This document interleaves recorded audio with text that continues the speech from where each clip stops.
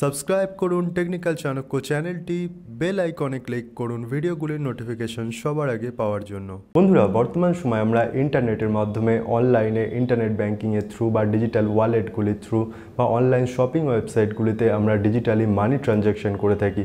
এছাড়া যে সমস্ত শেয়ার ট্রেডিং অ্যাপ্লিকেশনগুলি আছে তার মাধ্যমে আমরা অনলাইন শেয়ার ট্রেডিং করে থাকি এবং আমাদের সোশ্যাল মিডিয়াগুলিতেও আমরা মেসেঞ্জারের মাধ্যমে আমাদের পার্সোনাল ছবি বা মেসেজ আদান প্রদান করে থাকি। সুতরাং আজকের দিনে অনলাইন ওয়েবসাইটগুলিতে আমাদের যে সমস্ত অ্যাকাউন্টগুলি আছে সেখানে সুরক্ষা আমাদের জন্য খুবই গুরুত্বপূর্ণ। কিন্তু মাঝে মধ্যেই শোনা যায় আমাদের যে সমস্ত পাসওয়ার্ড সেগুলি পাবলিক ডোমেনে চলে এসছে বা কোনো না কোনো অ্যাকাউন্ট হয়তো আমাদের হ্যাক হয়ে গেছে। সুতরাং এই ভিডিওটি দেখতে থাকুন। আমি আপনাদের সাথে কথা বলতে চলেছি টু ফ্যাক্টর অথেন্টিকেশনের সম্বন্ধে, যেটির মাধ্যমে আমরা আমাদের অনলাইন ওয়েবসাইটগুলিতে যে অ্যাকাউন্টগুলি আছে তার সুরক্ষা আরও কিছুটা বাড়াতে পারি। নমস্কার বন্ধুরা, আমার নাম সুরহিত ঘোষ। আপনারা দেখছেন বাংলা ভাষার প্রথম প্রযুক্তিগত চ্যানেল টেকনিক্যাল চাণক্য, যেখানে আমি আপনাদের সাথে বর্তমান সর্বশেষ প্রযুক্তিগুলি সহজতর উপায়ে বিশ্লেষণ করে থাকি। চলুন এই ভিডিওটি থেকে আমরা জেনে নিই টু ফ্যাক্টর অথেন্টিকেশনের সম্বন্ধে।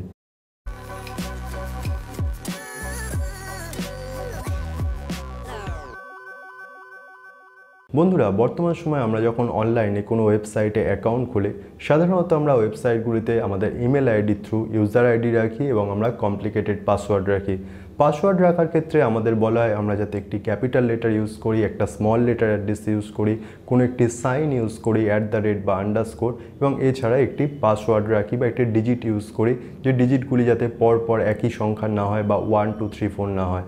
আমরা এই সমস্ত গাইডলাইন ফলো করেও আমাদের যে সমস্ত সোশ্যাল মিডিয়া অ্যাকাউন্টগুলি আছে সেখানে আমরা কমপ্লিকেটেড পাসওয়ার্ড রাখি। কিন্তু তারপরও আমাদের যে সমস্ত পাসওয়ার্ডগুলি আছে অনেক সময় দেখা যায় যে সেই ওয়েবসাইটটি হ্যাক হয়ে গেছে, যে কারণে আমাদের যে ডেটাবেস সেটি লিক হয়ে গেছে। আবার অনেক সময় দেখা যায় আমাদের যে পাসওয়ার্ড সেটি অন্য কেউ জানতে পেরে আমাদের অ্যাকাউন্টের অ্যাক্সেস নিয়েছে বা কোনো না কোনোভাবে সেই অ্যাকাউন্টগুলি হ্যাক হয়েছে। এইখানে আমরা পাসওয়ার্ডের ক্ষেত্রে যদি আমরা চলে আসি ইন্টারনেট ব্যাংকিংয়ের ক্ষেত্রে, ইন্টারনেট ব্যাংকিংয়ে আমরা যেহেতু অনলাইন মানি ট্রানজ্যাকশন করি সেই কারণে টাকা পয়সার যেহেতু এখানে একটি বিষয় আছে, সেখানে খেয়াল করলে দেখবেন যখন আমরা ইন্টারনেট ব্যাংকিংয়ের মাধ্যমে মানি ট্রানজ্যাকশন করি সেখানে প্রথমে ইন্টারনেট ব্যাংকিংয়ে ঢোকার জন্য বা লগ ইন করার জন্য আমাদের ইউজার আইডি এবং পাসওয়ার্ড দিতে হয়। কিন্তু তারপর যখন আমরা মানি ট্রানজ্যাকশন করছি তখন আমাদের মোবাইল ফোনে একটি ওটিপি আসে, তারপরই আমাদের ট্রানজ্যাকশনটি সাকসেসফুল হয়। সুতরাং এইখানে আমরা আইডি পাসওয়ার্ড জানার পরও যদি কারো অ্যাকাউন্টে টাকা পাঠাতে হয় বা কেউ যদি আমাদের অ্যাকাউন্টে চলেও আসে, যদি টাকা আমাদের অ্যাকাউন্ট থেকে নিয়ে নিতে চায় তাহলে আমাদের ওটিপির প্রয়োজন হয়, মানে সেখানে আরেকটি সিকিউরিটি আছে। এটিকেই বলে হচ্ছে টু ফ্যাক্টর অথেন্টিকেশন।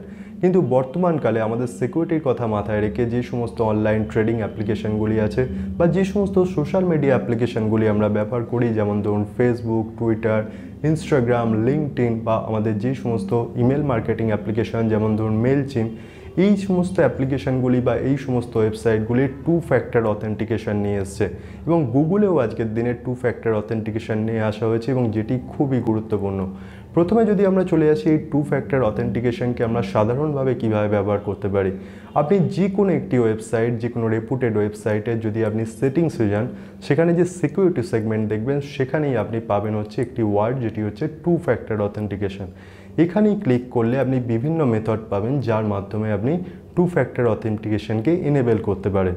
প্রথমে সাধারণত আমরা টু ফ্যাক্টর অথেন্টিকেশন মোবাইল নাম্বারের থ্রু করে থাকি, যেখানে আমাদের ইউজার আইডি পাসওয়ার্ড যদি কেউ জেনেও যায় বা আমরাও যদি লগ ইন করতে চাই, ইউজার আইডি পাসওয়ার্ডের পরও আমাদের মোবাইল ফোনে যে নাম্বারটি দিয়ে রেজিস্টার আছে সেখানে একটি ওটিপি আসবে, তারপরই আমরা লগ ইন করতে পারবো। কিন্তু এছাড়াও বর্তমানকালে আরও কিছু প্রসেস নিয়ে আসা হয়েছে, যেটির মাধ্যমে আমি এই ভিডিওটিতে আপনাদের সাথে কথা বলতে চলেছি। প্রথমে হচ্ছে যদি আমরা টু ফ্যাক্টর অথেন্টিকেশন অ্যাপ্লিকেশনের কথায় চলে আসি, যদি আমরা গুগলের কথাতে চলে আসি, ফেসবুকের কথাতে চলে আসি, টুইটার বা ইনস্টাগ্রাম, প্রত্যেক জায়গাতে গ্রো অ্যাপ্লিকেশন বা জিরোদার যে কাইট অ্যাপ্লিকেশন, সেখানেও কিন্তু এই টু ফ্যাক্টর অথেন্টিকেশনের অ্যাপ্লিকেশনকে এনেবেল করা হয়েছে। এইখানে প্রথমে আপনি প্লে স্টোরে চলে যান বা আপনি যদি অ্যাপেলের মোবাইল ফোন ব্যবহার করেন iOS স্টোরে চলে যান, সেখানে গিয়ে আপনি টু ফ্যাক্টর অথেন্টিকেশন এই অ্যাপ্লিকেশনটিকে ডাউনলোড করুন। যদি গুগলের অ্যাপ্লিকেশনটি নামাচ্ছেন গুগল অথেন্টিকেটার, তাহলে দেখে নেবেন যে ডেভেলপারটির নাম সেটি google.llc কিনা, মানে আপনি অরিজিনাল জেনুইন যে অ্যাপ্লিকেশন সেটি নামাচ্ছেন কিনা। মাইক্রোসফটের নিজস্ব অথেন্টিকেটার অ্যাপ্লিকেশন আছে, সেটিকেও আপনি ব্যবহার করতে পারেন।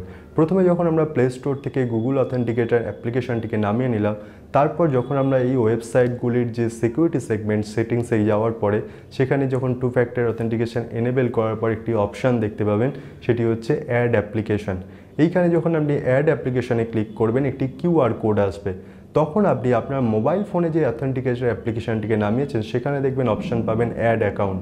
যদি আপনি অ্যাড অ্যাকাউন্টে ক্লিক করেন দেখবেন আপনার ক্যামেরাটি ওপেন হয়ে যাচ্ছে এবং আপনার ওয়েবসাইটে যে বারকোডটি এসছে টু ফ্যাক্টর অথেন্টিকেশনে সেটিকে যদি আপনি ক্যামেরার সাহায্যে স্ক্যান করেন সাথে সাথে দেখবেন একটি নাম্বার জেনারেট হচ্ছে। আর যে মুহূর্তে আপনি কিউআর কোডটিকে স্ক্যান করবেন সাথে সাথে কিন্তু সেখানে একটি নাম্বার পুট করার অপশান চলে আসবে এবং আপনার অথেন্টিকেটর অ্যাপ্লিকেশনে সেই মুহূর্তে যে কোডটি দেখাচ্ছে সেটি আপনাকে ওই ব্ল্যাঙ্ক জায়গাটিতে পুট করতে হবে ওয়েবসাইটে। তাহলেই কিন্তু আপনি অ্যাপ্লিকেশনের থ্রু যে টু ফ্যাক্টর অথেন্টিকেশন সেটিকে আপনি এনেবেল করে ফেলবেন। এরপর থেকে আপনি যতবার নতুন কোনো ডিভাইসে লগ ইন করবেন বা অন্য কাউ যদি আপনার ইউজার আইডি পাসওয়ার্ড জেনেও যায় তাহলেও কিন্তু আপনার ওয়েবসাইটটি অ্যাক্সেস করতে পারবেন না যতক্ষণ না এই টু ফ্যাক্টর অথেন্টিকেশনের কোডটি তারা দিচ্ছে। এবং এই কোডটি প্রত্যেক মিনিটে চেঞ্জ হয়, সুতরাং একটি কোড কেউ জেনে গেলেও যদি সেই সময় লগ ইন না করে তাহলে কিন্তু পরবর্তী সময় সেই কোডটি ইনভ্যালিড হয়ে যায়। এবং যদি কোনো কারণবশত আপনার কাছে টু ফ্যাক্টর অথেন্টিকেশন অ্যাপ্লিকেশনের অ্যাক্সেস নেই তাহলে আপনি অ্যানাদার ওয়ে করতে পারেন যেখানে আপনার মোবাইল ফোনে ওটিপি চলে আসবে। এবং তাছাড়াও দেখবেন যখন আপনি এই টু ফ্যাক্টর অথেন্টিকেশনকে অন করছেন কিছু ব্যাকআপ কোড পাবেন, 5টা কি 6টা ব্যাকআপ কোড দেওয়া হয়। যদি কোনো কারণে ধরুন আপনার কাছে মোবাইলের অ্যাক্সেস নেই বা আপনার অথেন্টিকেটর অ্যাপ্লিকেশনের অ্যাক্সেস নেই, আপনি এই 5-6টি যে কোড আছে সেটিকে যদি আপনার একটি সিক্রেট জায়গাতে সেভ করে রাখেন সেখান থেকে কিন্তু এই কোডগুলির মাধ্যমে আপনি লগ ইন করতে পারেন। এই প্রত্যেকটি কোডেরও কিন্তু একটি করে ভ্যালিডিটি আছে। যদি 6টি কোড একবার ব্যবহার করা হয়ে যায় তাহলে কিন্তু এই 6টি কোড কাজ করবে না, আপনাকে নতুন করে ব্যাকআপ কোডকে জেনারেট করতে হবে। আর গুগলের ক্ষেত্রে এই টু ফ্যাক্টর অথেন্টিকেশনকে কিন্তু আরও ইনক্রিজ করা হয়েছে। সেখানে যদি আমরা আমাদের মোবাইল ফোনের অ্যাড অ্যাকাউন্টে গুগল অ্যাকাউন্টটিকে অ্যাড করে রাখি তাহলে যখন অন্য কোনো ডিভাইস থেকে বা ব্রাউজারের মাধ্যমে আপনি যখন গুগল অ্যাকাউন্টটিকে ওপেন করতে চাইছেন তখন আপনার মোবাইলের সাথে সাথে একটি নোটিফিকেশান আসবে ইয়েস অথবা নো। আপনি যদি ইয়েস করেন তাহলেই কিন্তু আপনার ইউজার আইডি পাসওয়ার্ড থ্রু আপনি যেখান থেকে অ্যাকাউন্টটি ওপেন করার চেষ্টা করছেন সেটি ওপেন হবে, তাছাড়া কিন্তু কোনোভাবেই ওপেন হবে না। এবং এছাড়া ব্যাকআপ হিসাবে আমরা অথেন্টিকেটর অ্যাপ্লিকেশন পেয়ে গেছি। সুতরাং গুগলের ক্ষেত্রে টু ফ্যাক্টর অথেন্টিকেশনের অনেকগুলি প্রসেস আছে, কিন্তু আমরা সাধারণত যে সমস্ত সোশ্যাল মিডিয়া অ্যাপ্লিকেশান, যে সমস্ত ডিম্যাট ট্রেডিং অ্যাপ্লিকেশান বা অনলাইন ব্যাঙ্কিং অ্যাপ্লিকেশান বা ইমেল মার্কেটিং অ্যাপ্লিকেশান ব্যবহার করে থাকি সেখানে কিন্তু আমরা টু ফ্যাক্টর অথেন্টিকেশনকে অন করে রাখতে পারি, যেখানে আমাদের ইউজার আইডি পাসওয়ার্ড কেউ জেনে গেলেও আমাদের সোশ্যাল মিডিয়া অ্যাপ্লিকেশানগুলি হ্যাক হবে না। এবং বর্তমানকালে যে হোয়াটসঅ্যাপ মেসেজিং অ্যাপ্লিকেশন সেখানেও কিন্তু টু ফ্যাক্টর অথেন্টিকেশন নেওয়া হয়েছে। আপনি যদি সেটিংসে যান, গিয়ে টু ফ্যাক্টর অথেন্টিকেশন অন করেন, সেখানে দেখবেন একটি পিন নাম্বার সেট করতে বলা হয়েছে। এই ক্ষেত্রে যদি আপনার সিম কার্ডটি কারো কাছে চলে যায় বা সিম কার্ডে যে ওটিপিটি আসে যখন আপনি হোয়াটসঅ্যাপে রেজিস্টার করেন বা হোয়াটসঅ্যাপে লগ ইন করেন একবার ডিলিট করে দেওয়ার পর বা আনইনস্টল করে দেওয়ার পর, সেই ওটিপিটির থ্রু তারা কিন্তু হোয়াটসঅ্যাপে লগ ইন করতে পারে যদি ওটিপিটির অ্যাক্সেস থাকে।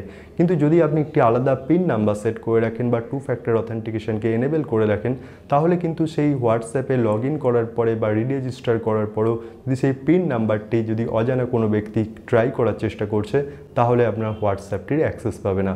সুতরাং বন্ধুরা বুঝতে পারলেন যে এই টু ফ্যাক্টর অথেন্টিকেশন হচ্ছে আমরা যেমন সাধারণভাবে আইডি পাসওয়ার্ডের থ্রু লগ ইন করি, এখানে যদি আমাদের পাসওয়ার্ডও কেউ জানে বা আদার্স কেউ যদি আমাদের পাসওয়ার্ডের অ্যাক্সেস পেয়ে যায় তারপরও যদি টু ফ্যাক্টর অথেন্টিকেশনের যে আরেকটি যে সিকিউরিটি কোড তার যদি অ্যাক্সেস না থাকে তাহলে কোনোভাবেই আমাদের অ্যাকাউন্টটির অ্যাক্সেস নিতে পারবে না বা আমাদের অ্যাকাউন্টটি লগ ইন করতে পারবে না এবং অ্যাকাউন্ট হ্যাক হওয়া থেকে আমরা অনেকটাই সুরক্ষিত থাকতে পারবো।